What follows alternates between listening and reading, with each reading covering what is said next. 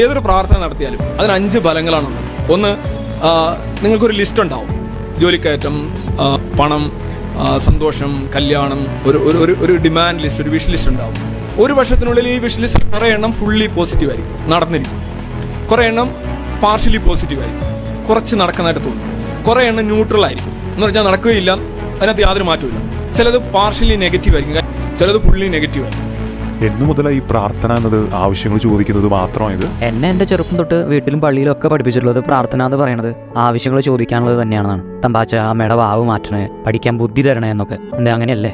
അവരൊക്കെ നിന്നെ എന്താ പഠിപ്പിച്ചിട്ടുള്ളത് എനിക്കറിയില്ല. എന്തായാലും സഭ പഠിപ്പിക്കുന്നത് ദൈവമായിട്ട് ഒഴിവാക്കാൻ പറ്റാത്ത ഒരു വ്യക്തിപരമായിട്ടുള്ള ബന്ധമാണ് പ്രാർത്ഥന എന്നാണ്. അവിടെ ചിലപ്പോൾ നമ്മുടെ ആവശ്യങ്ങൾ നമ്മൾ പറയും. അത് തന്നെ ഞാൻ പറഞ്ഞത്. അതും ഇതൊക്കെ പറഞ്ഞാലും ഒടുക്കം നമ്മുടെ കാര്യങ്ങൾ നടത്തി കിട്ടണം. അതിനാണ് ഈ പ്രാർത്ഥിക്കണേ.